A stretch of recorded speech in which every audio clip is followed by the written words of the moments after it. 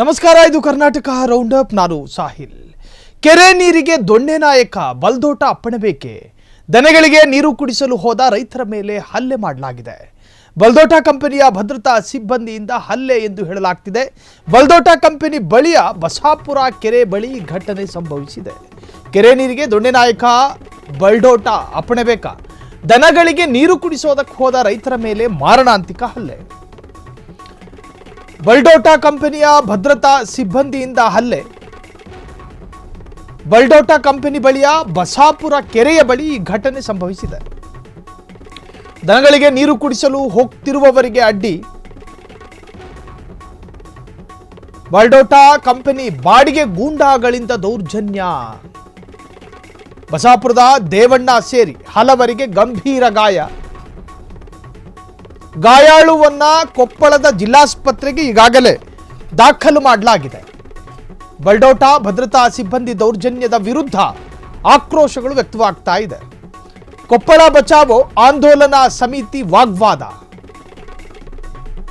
ಬಲ್ಡೋಟ ಸಿಬ್ಬಂದಿ ವಿರುದ್ಧ ಪೊಲೀಸ್ ಠಾಣೆಗೆ ದೂರು ದಾಖಲಾಗಿದೆ. ದನಗಳಿಗೆ ನೀರು ಕುಡಿಸೋದಕ್ಕೆ ಹೋಗಿದ್ದ ಪಾಪ. ದನಗಳಿಗೆ ನೀರು ಕುಡಿಸೋದಕ್ಕೆ ಅಲ್ಲೊಂದು ಬಲ್ಡೋಟ ಎನ್ನುವಂತಹ ಕಂಪನಿ, ಅದು ಕಾರ್ಖಾನೆ ಇಟ್ಕೊಂಡಿತ್ತೋ ಮತ್ತೊಂದೋ ಮಗದೊಂದೋ ಅದು ಬೇರೆ. ಆದರೆ ದನಗಳಿಗೆ ನೀರು ಕುಡಿಸೋದಕ್ಕೆ ಹೋದಂತಹ ರೈತನ ಮೇಲೆ ಬಲ್ಡೋಟ ಕಂಪನಿಯ ಸಿಬ್ಬಂದಿಯೊಬ್ಬ ದಾಳಿ ಮಾಡಿದ್ದಾನೆ, ಹೊಡೆದಿದ್ದಾನೆ. ಸೊ ಆ ದೃಶ್ಯವನ್ನು ಗಮನಿಸ್ತಾ ಇದ್ದೀರಿ. ಈಗಾಗಲೇ ಬಲ್ಡೋಟ ಸಿಬ್ಬಂದಿ ಮತ್ತು ಅಲ್ಲಿನ ರೈತರ ನಡುವೆ ಪರಸ್ಪರ ವಾಗ್ವಾದ ನಡೀತಾ ಇದೆ. ಆತನ ಮೇಲೆ ಮಾರಣಾಂತಿಕವಾದಂತಹ ದಾಳಿ ಮಾಡಲಾಗಿದೆ. ಪಾಪ ಕುರಿಗಾಹಿ ಆತ, ಅರ್ಥಾತ್ ದನ ಕಾಯುವ ವ್ಯಕ್ತಿ. ಆ ದನ ಕಾಯುವಂತಹ ವ್ಯಕ್ತಿ ತನ್ನ ದನಕ್ಕೆ ನೋಡಿ ಅಲ್ಲಿ ದೊಣ್ಣೆ ಹಿಡ್ಕೊಂಡು ಹೊಡಿತವ್ರೆ. ದೊಣ್ಣೆ ಹಿಡ್ಕೊಂಡು ಕನ್ನಡಿಗರು ಅಂತ ಹೇಳೋದಕ್ಕಾಗಲ್ಲ, ಅವ್ರನ್ನ ನೋಡಿದ್ರಂಗೆ ಕಾಣಿಸ್ತಾ ಇಲ್ಲ. ಸೊ ಈ ಬಲ್ಡೋಟ ಕಂಪನಿಯ ಸಿಬ್ಬಂದಿಗಳು ಈ ಬಲ್ಡೋಟ ಕಂಪನಿ ಗೂಂಡಾಗಳನ್ನು ಸಾಕಿರೋದ ಅಥವಾ ಮನುಷ್ಯರನ್ನ ಕೆಲಸಕ್ಕೆ ಇಟ್ಕೊಂಡಿರೋದ? ದೊಣ್ಣೆ ತಗೊಂಡು ಹೋಗ್ತಿದ್ದಾನೆ. ಏನು ರಾತ್ರಿ ಹೊತ್ತು ಕಳ್ತನ ಮಾಡೋದಕ್ಕೆ ಬಂದಿದ್ನ ಆತ? ಜಾನುವಾರಿಗೆ ನೀರು ಕುಡಿಸೋದಕ್ಕೆ ಬಂದಿದ್ದ ಆತ? ನಿಮ್ಮ ಗಂಟೆ ಏನಾದರೂ ಹೋಗ್ತಾ ಇತ್ತ? ಒಂದು ಹನಿ ನೀರು ಕೊಟ್ಟಿದ್ದಿದ್ರೆ? ಬಲ್ಡೋಟ ಕಂಪನಿ ನಿಮ್ಮ ಮನುಷ್ಯತ್ವವನ್ನು ಮರ್ತಿ ಈ ತರಹದ ಕೆಲಸ ಮಾಡಬಾರ್ದು. ಆ ಸಿಬ್ಬಂದಿಯ ವಿರುದ್ಧ ಕೇಸು ದಾಖಲಾಗಬೇಕು. ದೊಣ್ಣೆ ತಗೊಂಡು ಭಯಪಡಿಸೋದೇ ಅಪರಾಧ ನಮ್ಮ ರಾಜ್ಯದಲ್ಲಿ, ಗೊತ್ತಾ? ಕಾನೂನಿನ ಅಡಿಯಲ್ಲಿ ಭಯ ಪಡಿಸುವ ಮಾರಕಾಯುಧಗಳನ್ನು ಕೈಯಲ್ಲಿ ಹಿಡ್ಕೊಂಡು ಪ್ರದರ್ಶನ ಮಾಡಕೂಡ್ದು. ಆ ತರಹ ಆ ಪಾಟಿ ದೊಣ್ಣೆ ನೋಡಿ ಅವ್ರ ಕೈಗಳಲ್ಲಿ ಸಾಕಿರೋ ಕಾಡೆಮ್ಮೆ ಥರ ಇದ್ದಾರೆ ಒಬ್ಬೊಬ್ಬರು. ಪಾಪ ಒಬ್ಬ ಬಡಪಾಯಿ ದನ ಮೇಯಿಸೋನ್ನ ಹಿಂಗ ಹೊಡಿಯೋದು, ಓಡಿಸ್ಕೊಂಡು ಹೋಗ್ತಾರೆ, ಅಟ್ಟಾಡಿಸ್ಕೊಂಡು ಹೋಗ್ತಾರೆ. ಏನು ಕಂಪ್ನಿಯಲ್ಲಿ ಕಳ್ತನ ಮಾಡೋದಕ್ಕೆ ಬರಲಿಲ್ವಲ್ಲ ಅವನು? ಜಾನುವಾರಿಗೆ ನೀರು ಕುಡಿಸೋದಕ್ಕೆ ಬಂದಿದ್ದ. ಕೊಡೋ ಅರ್ಹತೆ ಯೋಗ್ಯತೆ ಇಲ್ದಲೇ ಇದ್ರೆ ನೀರು ಕೊಡೋಕ್ಕಾಗಲ್ಲ ಅಂತ ಬಾಯಿ ಮಾತಲ್ಲಿ ಹೇಳಿ ಕಳಿಸ್ಬೇಕು. ದೊಣ್ಣೆ ಹಿಡ್ಕೊಂಡು ಹೊಡಿಯೋದಕ್ಕೆ ನಿಮಗೆ ಯಾರು ಕೊಟ್ಟಿದ್ದ ಅಧಿಕಾರ? ರಾಜ್ಯದಲ್ಲೇನು ಕಾನೂನಿಲ್ವಾ? ದನಗಳಿಗೆ ನೀರು ಕೊಡೋ ಯೋಗ್ಯತೆ ಇಲ್ಲದ ಬಲ್ಡೋಟ ಕಂಪನಿ ನೀವಿದ್ರೇನು ಇಲ್ದಿದ್ರೇನು? ಜಾನುವಾರುಗಳು ಅವರು ದಾಹಕ್ಕೇನು ಬಾಯ ಇದೆ, ಅದು ಕೇಳಿ ನೀರು ಕುಡಿಯೋದಕ್ಕೆ ಅದೇ ಜಾನುವಾರಿಗೆ ಬಾಯಿ ಇದೆಯೇನ್ರಿ? ಆ ದನ ಮೇಯಿಸೋನು ಪಾಪ ಬಲ್ಡೋಟ ಕಂಪನಿಯ ಮಾಲೀಕನಿಗೆ ಮಾನವೀಯತೆ ಇದೆ ಅನಿಸುತ್ತೆ, ನೀರು ಕೊಡ್ಬೋದು ಅಂತ ಹೇಳಿ ನೀರು ಕುಡಿಸೋದಕ್ಕೆ ಬಂದಿದ್ದಾನೆ. ಏನು ಸ್ವಾರ್ಥಕ್ಕಾಗ ಬಂದಿದ್ದ ಆತ ಜಾನುವಾರಿಗೆ ನೀರು ಕುಡಿಯೋದಕ್ಕೆ? ಸೊ ದೊಣ್ಣೆಯಲ್ಲಿ ಮಾರಕಾಯುಧಗಳನ್ನು ಅರ್ಥಾತ್ ದೊಣ್ಣೆಗಳನ್ನು ಹಿಡ್ಕೊಂಡು ದನ ಮೇಯಿಸುವವನನ್ನು ಅಟ್ಟಾಡಿಸಿ ಹೊಡೆಯೋದಕ್ಕೆ ಪ್ರಯತ್ನ ಪಟ್ಟರು. ಈಗಾಗಲೇ ಅವರ ವಿರುದ್ಧ ವ್ಯಾಪಕ ಆಕ್ರೋಶ ವ್ಯಕ್ತವಾಗಿದೆ. ಆ ವಿಜುವಲ್ಸ್ ಅನ್ನ ನೀವೀಗ ಸ್ಕ್ರೀನ್ ಮೇಲೆ ಗಮನಿಸ್ತಾ ಇದ್ದೀರಿ. ಏನ್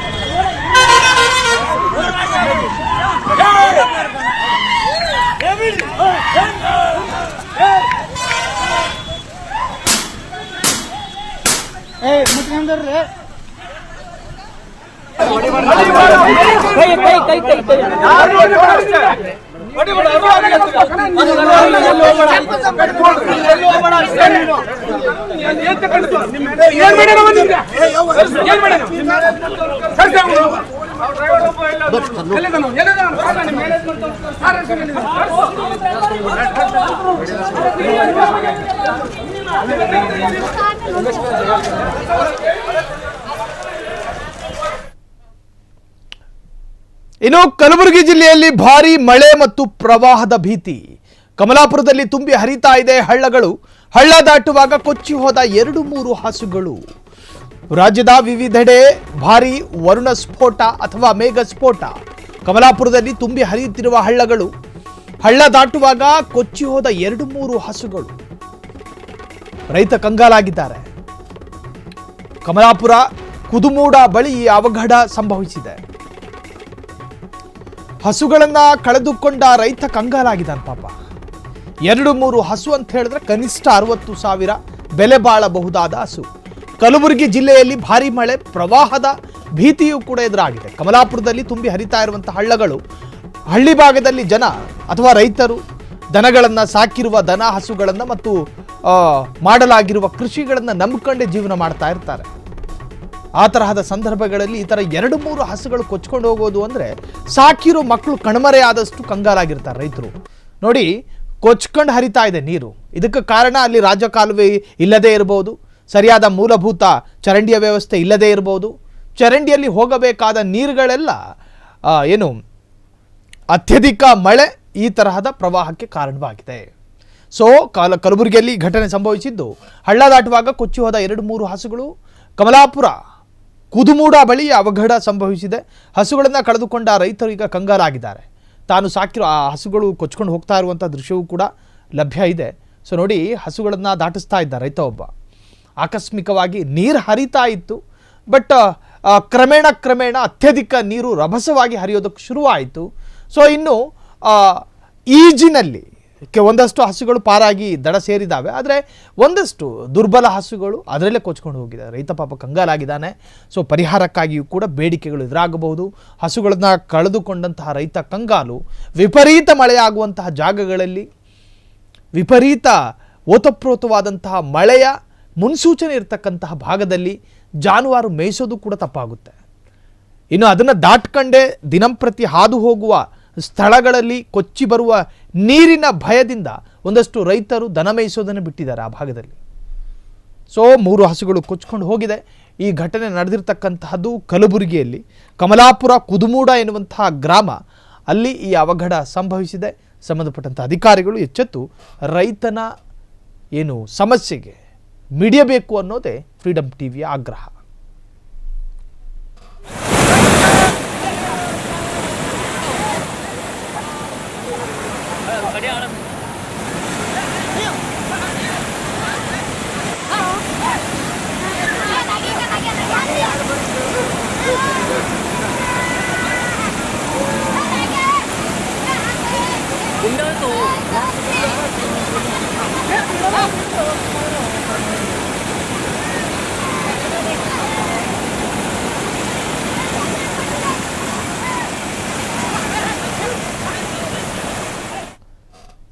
ಲಕ್ಷ್ಮೇಶ್ವರದಿಂದ ಹರದಗಟ್ಟಿ ಗ್ರಾಮಕ್ಕೆ ಹೋಗುವ ರಸ್ತೆಯಲ್ಲಿ ಗುಂಡಿಗಳು ಬಿದ್ದು ನೀರು ತುಂಬಿಕೊಂಡಿದ್ದು ವಾಹನ ಸವಾರಿಗೆ ಓಡಾಡಲು ಕೂಡ ಭಯವಾಗ್ತಾ ಇದೆ. ಪಟ್ಟಣದ ಅಗಸ್ತ್ಯ ತೀರ್ಥ ದೇವಸ್ಥಾನದಿಂದ ಅರ್ಧ ಕಿಲೋಮೀಟರ್ ದೂರದ ರಸ್ತೆಯು ದುಸ್ಥಿತಿಯಿಂದ ಇದ್ದು ಹೊಸ ರಸ್ತೆಗಳು ನಿರ್ಮಾಣವಾಗುವ ಕೆಲವೇ ತಿಂಗಳಲ್ಲಿ ಹಾಳಾಗುತ್ತಿವೆ. ಇದರಿಂದಾಗಿ ಗುಂಡಿಗಳು ಬೀಳುತ್ತಿದ್ದು ಜನರ ಸಂಚಾರ ಪ್ರಯಾಸವಾಗ್ತಾ ಇದೆ. ಕಾಲಕ್ಕೆ ರಸ್ತೆ ದುರಸ್ತಿ ಮಾಡಿಸಬೇಕಾದ ಜನಪ್ರತಿನಿಧಿಗಳು ಹಾಗೂ ಅಧಿಕಾರಿಗಳು ಗುಂಡಿಗಳ ಬಗ್ಗೆ ನಿರ್ಲಕ್ಷ್ಯವನ್ನು ವಹಿಸ್ತಾ ಇರೋದು ಜನರು ಹಿಡಿಶಾಪ ಹಾಕುವಂತಾಗಿದೆ. ಮಳೆಗಾಲ ಶುರುವಾಗುತ್ತಿದ್ದಂತೆ ಬಹುತೇಕ ರಸ್ತೆಗಳು ಗುಂಡಿಗಳು ಬಿದ್ದಿದ್ದು ಇದರಿಂದ ಜನರು ತೊಂದರೆ ಅನುಭವಿಸ್ತಾ ಇದ್ದಾರೆ. ಹರದಗಟ್ಟಿ, ಮಲ್ಲಾಪುರ, ಹುಲ್ಲೂರು, ನೆಲಗೋಲ್, ಬೆಳ್ಳಟ್ಟಿ ಗ್ರಾಮಗಳಿಗೆ ಹಾಗೂ ಮುಂಡರಗಿ ತಾಲೂಕಿನ ಹಲವು ಗ್ರಾಮಗಳಿಗೆ ಸಂಪರ್ಕ ಕಲ್ಪಿಸುವ ರಸ್ತೆ ಇದಾಗಿದ್ದು ಹಾಳಾಗಿ ಗುಂಡಿ ಬಿದ್ದಿರುವ ರಸ್ತೆಗಳ ಫೋಟೋ ಕ್ಲಿಕ್ಕಿಸುತ್ತಿರುವಂತಹ ಹಲವರು ಅದನ್ನು ಸಾಮಾಜಿಕ ಮಾಧ್ಯಮಗಳಲ್ಲಿ ಅಪ್ಲೋಡ್ ಮಾಡಿ ಆಕ್ರೋಶವನ್ನು ಹೊರಹಾಕ್ತಿದ್ದಾರೆ. ಅಷ್ಟಾದರೂ ರಸ್ತೆಯ ದುಸ್ಥಿತಿಗೆ ಪರಿಹಾರ ಸಿಗುತ್ತಿಲ್ಲ. ಅಧಿಕಾರಿಗಳು, ಜನಪ್ರತಿನಿಧಿಗಳು ಓಡಾಡುವ ರಸ್ತೆಗಳಲ್ಲಿಯೂ ಗುಂಡಿಗಳು ಸಾಮಾನ್ಯವಾಗಿ ಇದೆ. ರಸ್ತೆಯಲ್ಲಿ ಹಾದು ಹೋಗುವ ಜನಪ್ರತಿನಿಧಿಗಳು, ಅಧಿಕಾರಿಗಳು ಗುಂಡಿ ಮುಚ್ಚಿಸಲು ಕ್ರಮ ಕೈಗೊಳ್ಳದಿರುವುದು ಜನರ ಆಕ್ರೋಶಕ್ಕೆ ಮತ್ತು ಹಿಡಿಶಾಪಕ್ಕೆ ಕಾರಣವಾಗುತ್ತಿದೆ.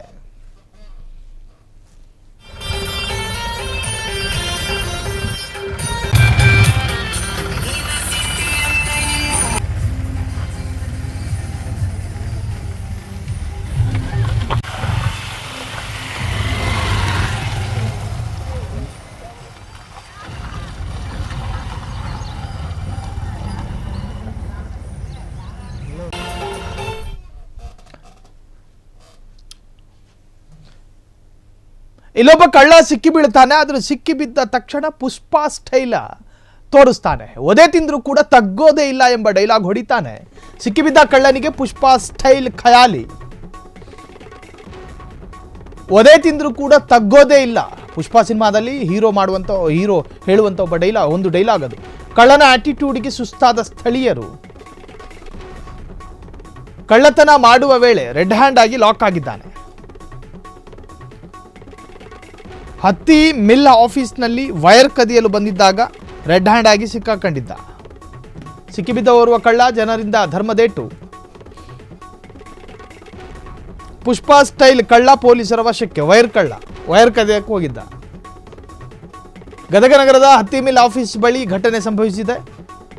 ಇನ್ನು ಕಳ್ಳತನ ಮಾಡೋದಕ್ಕೆ ಬಂದಿದ್ದ, ಅಲ್ಲಿ ಸಿಗಾಕೊಂಡಿದ್ದಾನೆ. ಸಿಕ್ಕಿಬಿದ್ದ ನಂತರವೂ ಕೂಡ ಆತನ ದಿಮಾಕಿಗೇನು ಕಮ್ಮಿ ಇಲ್ಲ. ಪುಷ್ಪಾ ಸ್ಟೈಲಲ್ಲಿ ನಾನು ತಗ್ಗೋದೇ ಇಲ್ಲ ಅನ್ನೋ ಥರದ ಡೈಲಾಗು. ಸೊ ಆ ದೃಶ್ಯವನ್ನು ಗಮನಿಸ್ತಾ ಇದ್ದೀರಿ.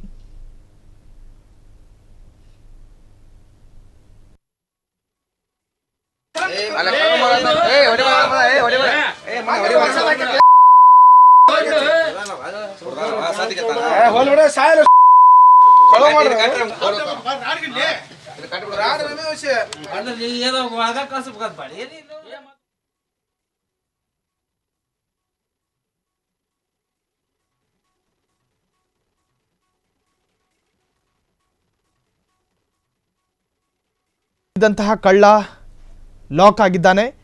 ಸಿಕ್ಕಿಬಿದ್ದ ಓರ್ವ ಕಳ್ಳ ಜನರಿಂದ ಧರ್ಮದೇಟು ಕೂಡ ಬಿದ್ದಿದೆ. ಪುಷ್ಪಾ ಸ್ಟೈಲ್ ಕಳ್ಳ ಪೊಲೀಸರ ಈಗ ವಶದಲ್ಲಿದ್ದಾನೆ. ಗದಗ ನಗರದ ಹತ್ತಿ ಮಿಲ್ ಆಫೀಸ್ ಬಳಿ ಘಟನೆ ನಡೆದಿದೆ.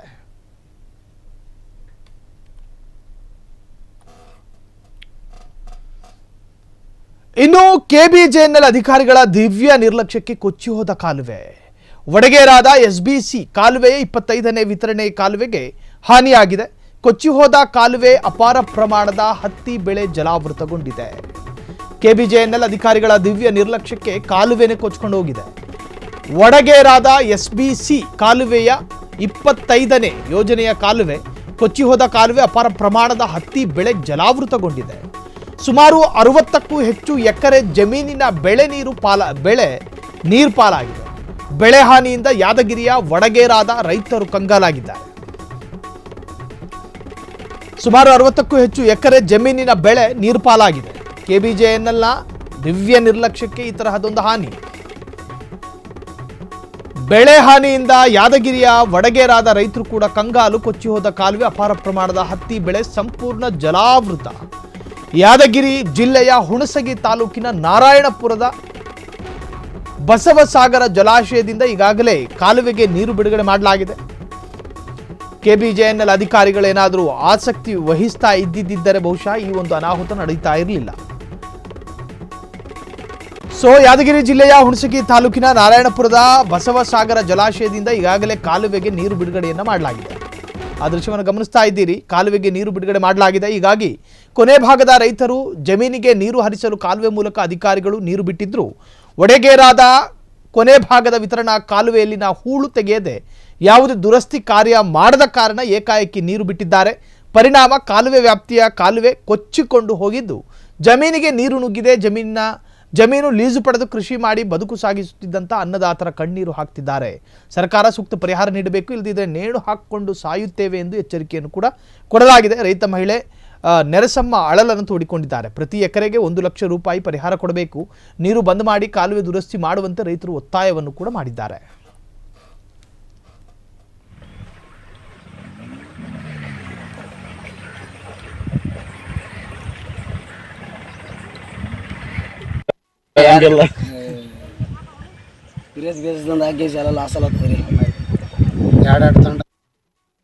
ನಾವು ಬೀಜ ಎಣ್ಣೆ ಇದೆಲ್ಲ ತಂದೀವ್ರಿ. ನಮಗೆ ಮಾಹಿತಿ ಇಲ್ಲದೆ ನೀರೆಲ್ಲ ಬಿಟ್ಟು 35-40 ಎಕರೆ ಮ್ಯಾಲ ಜಮೀನು ಹಾಳಾಗದ್ರಿ. ನೀರು ಧಾರಾಭಾರ ನೀರು ಓದ್ತದ. ಎಲ್ಲರೂ ಸಣ್ಣ ಪುಟ್ಟ ರೈತರು ಇದೀವಿ. ಈಗ ಅದ್ರಾಗ ನಾವು ಹೆಂಡರು ಮಕ್ಕಳು ಕಟ್ಕೊಂಡು ಹಗಲ ರಾತ್ರಿ ದುಡಿಬೇಕ್ರಿ. ನಾವು ಅದ್ರಾಗ ಬರೋದ ಒಂದೇ ಬೆಳೆ, ಅದು ಒಂದು ಬೆಳೆ ನಾಶವಾಗೋಯ್ತು. ಈಗ ಸರ್ಕಾರ ಅದಕ್ಕೆ ಏನಾನ ಪರಿಹಾರ ಕೊಟ್ರ ನಮ್ಮಂಥವ್ರದ್ದು ಬಡವ್ರದ್ದು ಹೊಟ್ಟೆ ತುಂಬ ಇದಾಗತ್ರಿ. ಇಲ್ಲ ಅದರಲ್ಲೇ ನಾವು ಕಣ್ಣೀರು ಸುರಿಸ್ಕೊಂಡು, ಇಲ್ಲ ಹೆಂಡ್ರು ಮಕ್ಕಳು ನಾವು ಉರುಳೋಯ್ಕೆಂಥದ್ದು, ಇಲ್ಲ ಇಲ್ಲೇನ ಕೆರೆ ಬಾವಿ ಕೊಳ ನೋಡಿಕೊಳ್ಳೋವಂಥದ್ದು ಬರ್ತೇವೆ ಸರ್. ನಾವು ಸಾಲ ಮಾಡಿರೋ ಏಟಿಗೆ ಅವೆಲ್ಲ ಬಡ ರೈತರಲ್ಲಿ ಇವಾಗ ಸ್ವಲ್ಪ ಜಮೀನುಗಳೈತೆ, ಅದರಲ್ಲಿ ಒಬ್ಬೊಬ್ರದ್ದು ಜಾಸ್ತಿನೇ ಇದೆ. 35ರಿಂದ 40 ಎಕರೆ ಜಮೀನು ಫುಲ್ಲು ನಾಶ ಆಗಿದೆ ಸರ್. ನಮಗೆ ಏನನ್ನ ಸರ್ಕಾರ ಗೌರ್ಮೆಂಟಿನಿಂದ ಸ್ವಲ್ಪ ಪರಿಹಾರ ಕೊಟ್ಟರೆ ನಮಗೂ ಸ್ವಲ್ಪ ಏನೋ ದಾರಿ ಸಿಗುತ್ತೆ ಸರ್. ಇಲ್ಲಾಂದರೆ ಅದೇ ಹೇಳಿದ್ವಲ್ಲ ಸಾಯಂತ ಪರಿಸ್ಥಿತಿ ಬರುತ್ತೆ ಅಂತ. ನಿಮ್ಮ ಹೆಸರು? ತೋಟಯ್ಯ ಸರ್. ನಮ್ಮ ರೈತರು ನಾವು ಬೀಜ ಎಣ್ಣೆ ಇದೆಲ್ಲ ತಂದೀವ್ರಿ. ನಮಗೆ ಮಾಹಿತಿ ಇಲ್ಲದೆ ನೀರೆಲ್ಲ ಬಿಟ್ಟು 35-40 ಎಕರೆ ಮ್ಯಾಲೆ ಜಮೀನು ಹಾಳಾಗದ್ರಿ. ನೀರು ಧಾರಾಬಾರ. ಇದು ಕೃಷಿ ಸಚಿವರು ನೋಡಲೇಬೇಕಾದಂತಹ ಸುದ್ದಿ. ಕಲಬುರಗಿಯಲ್ಲಿ ನಡೀತಾ ಇದೆ ರೈತರಿಗೆ ಮಹಾ ಮೋಸ. ಗೊಬ್ಬರ ಔಷಧಿಗಳು ಹೆಚ್ಚು ರೇಟ್ಗೆ ಮಾರಾಟ ಮಾಡಲಾಗ್ತಾ ಇದೆ. ರೈತರಿಗೆ ಸಿಗಬೇಕಾದ ಮತ್ತು ಅದನ್ನ ಪಡೆಯೋದಕ್ಕೆ ಅರ್ಹರಿರೋ ರೈತರಿಗೆ ಮೋಸ ಮಾಡಿ ಅದನ್ನು ಮಾರಾಟ ಮಾಡಲಾಗ್ತಾ ಇದೆ. ಕೃಷಿ ಸಚಿವರೇ, ಇದನ್ನ ನೀವು ಗಮನಿಸದೇ ಇದ್ರೆ ನೀವು ಕೃಷಿ ಸಚಿವರಾಗಿ ಪ್ರಯೋಜನವೇ ಇಲ್ಲ ಅಂತ ಅರ್ಥ. ಜೇವರ್ಗಿ, ಯಡ್ರಾಮಿ ಸೇರಿ ಜಿಲ್ಲೆಯ ಬಹುತೇಕ ಕಡೆ ಈ ದಂಧೆ ನಡೀತಾ ಇದೆ. ಆಗ್ರೋ ಅಂಗಡಿಯವರಿಗೆ ಹೇಳೋರು ಕೇಳೋರು ಯಾರೂ ಇಲ್ಲ. ಆಗ್ರೋ ಅಂಗಡಿಯವರು ಅವ್ಯಾಹತ ದಂಧೆಯಲ್ಲಿ ತೊಡಗಿದ್ದಾರೆ. 900 ರೂಪಾಯಿ ಇರುವ ಹತ್ತಿ ಬೀಜ 1200 ರೂಪಾಯಿಗೆ ಮಾರಾಟ ಮಾಡಲಾಗ್ತಾ ಇದೆ. ಇದೇ ರೀತಿ ಹಲವು ಗೊಬ್ಬರ ಔಷಧಿಗಳು ಹೆಚ್ಚು ರೇಟ್ಗೆ ಮಾರಾಟ. ರೈತರಿಗೆ ಅನುಕೂಲ ಆಗಲಿ ಅಂತೇಳಿ ಸರ್ಕಾರ ಈ ತರಹದೊಂದು ನಿರ್ಧಾರಕ್ಕೆ ಬಂದರೆ ಕೃಷಿ ಇಲಾಖೆ ಹಲವು ಬಾರಿ ಅಧಿಕಾರಿಗಳ ಗಮನಕ್ಕೆ ತಂದರೂ ಕೂಡ ನೋ ಯೂಸ್, ಪ್ರಯೋಜನ ಇಲ್ಲ. ಅಧಿಕಾರಿಗಳ ಜಾಣ ಮೌನ ಅವರು ಶಾಮೀಲಾಗಿದ್ದಾರಾ ಎನ್ನುವಂಥ ಅನುಮಾನವನ್ನು ಹುಟ್ಟುಹಾಕ್ತಾ ಇದೆ. ಸರ್ಕಾರ ಫಿಕ್ಸ್ ಮಾಡಿದ ದರಕ್ಕೆ ಮಾರಾಟ ಮಾಡುವಂತೆ ರೈತರ ಒತ್ತಾಯ. ಇದು ಕೃಷಿ ಸಚಿವರು ನೋಡಲೇಬೇಕಾದಂತಹ ಸುದ್ದಿ. ಆ ಒಂದು ಶಾಪನ್ನು ಕೂಡ ಗಮನಿಸ್ತಾ ಇದ್ದೀರಿ. ಇಲ್ಲಿ ಔಷಧವನ್ನು ಮಾರಾಟ ಮಾಡಲಾಗುತ್ತೆ. ಅದರ ಉದ್ದೇಶ ಏನು ಅಂತ ಹೇಳಿದ್ರೆ, ಒಂದು ವಿನಾಯಿತಿ ದರದಲ್ಲಿ, ಕಡಿಮೆಯ ದರದಲ್ಲಿ ಬಡ ರೈತರಿಗೆ ಅನುಕೂಲ ಆಗಲಿ ಅಂಥೇಳಿ ಈ ತರಹದ್ದೊಂದು ಗೊಬ್ಬರಗಳನ್ನು, ಔಷಧಿಗಳನ್ನು ಮಾರಾಟ ಮಾಡಬೇಕು ಎನ್ನುವಂಥ ನಿಯಮಗಳಿದ್ದಾವೆ. ಆದರೆ ಇದನ್ನ ರೈತರಿಗೆ ಕೊಡೋದಿಲ್ಲ. ರೈತರಿಗೆ ಏನಾದರೂ ಈ ತರಹದ ಗೊಬ್ಬರ ಇದೆಯಾ ಅಂತ ಕೇಳಿದ್ರೆ ಖಾಲಿ ಆಗಿದೆ, ಅಂಗಡಿಯಲ್ಲಿ ಇಲ್ಲ ಅಂತ ಹೇಳ್ತಾರೆ. ಅದೇ ಒಬ್ಬ ರೈತರೇತರ ಅಥವಾ ರೈತರೇ ಅಲ್ಲದವರು ಯಾರಾದರೂ ಬಂದರೆ, ಖಾಸಗಿ ವ್ಯಕ್ತಿಗಳು, ಅವರಿಗೆ 1200 ರೂಪಾಯಿ ಬೆಲೆಗೂ ಕೂಡ ಅದನ್ನ ಕೊಟ್ಟು ಮಾರಾಟ ಮಾಡ್ತಾರೆ. ಆದರೆ ಇದು ಅರ್ಹ ಯಾರಿಗೆ? ರೈತರಿಗೆ ಕೊಡಬೇಕು. ರೈತರು ಮಾತ್ರ ಇದರ ಅರ್ಹರು, ಫಲಾನುಭವಿಗಳು ಅವ್ರು ಮಾತ್ರ ಆಗಿರಬೇಕು. ಕಂಡವರಿಗೆ ಕೊಡೋದಕ್ಕಲ್ಲ ಅವ್ರನ್ನ ಅಂಗಡಿ ಇಟ್ಟು ಒಂದಷ್ಟು ಗೊಬ್ಬರಗಳನ್ನು, ಔಷಧಿಗಳನ್ನು ವಿತರಣೆ ಮಾಡ್ತಾ ಇರೋದು. ಜೇವರ್ಗಿ, ಯಡ್ರಾಮಿ ಸೇರಿ ಅನೇಕ ಕಡೆಗಳಲ್ಲಿ ಈ ತರಹದೊಂದು ದಂಧೆ ನಡೀತಾ. ಇದನ್ನು ದಂಧೆ ಮಾಡ್ಕೊಂಡವರು ಇವರು. ಇದನ್ನ ದಂಧೆ ಮಾಡಿಕೊಂಡಿದ್ದಾರೆ, ಅವ್ಯಾಹತವಾಗಿ ನಡೀತಾ ಇದೆ. ಇದರ ಬಗ್ಗೆ ಗಮನ ಹರಿಸಬೇಕಾದವರು ಯಾರು? ಇದನ್ನು ಪ್ರಶ್ನೆ ಮಾಡಬೇಕಾದವರು ಯಾರು?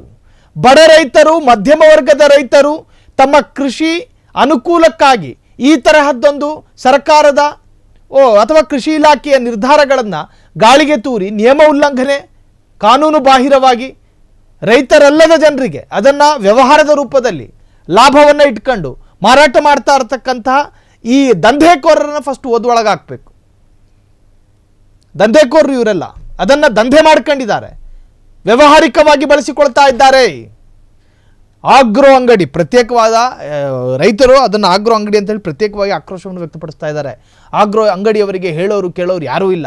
900 ರೂಪಾಯಿ ಇರುವಂತಹ ಹತ್ತಿ ಬೀಜ 1200 ರೂಪಾಯಿ, ಅರ್ಥಾತ್ 300 ರೂಪಾಯಿ ಲಾಭ ಇಟ್ಕೊಂಡು ಅದನ್ನು ಮಾರಾಟ ಮಾಡ್ತಾ ಇದ್ದಾರೆ. 300 ರೂಪಾಯಿ ಲಾಭಕ್ಕೋಸ್ಕರ ರೈತ ವರ್ಗಕ್ಕೆ ಅನ್ಯಾಯ ಮಾಡೋದು, ಇದನ್ನು ಸಹಿಸಿಕೊಳ್ಳೋದಿಲ್ಲ ಫ್ರೀಡಮ್ ಟಿವಿ.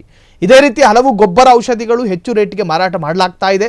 ಹಲವು ಬಾರಿ ಅಧಿಕಾರಿಗಳ ಗಮನಕ್ಕೆ ತಂದರೂ ಕೂಡ ಪ್ರಯೋಜನಗಳಿಲ್ಲ.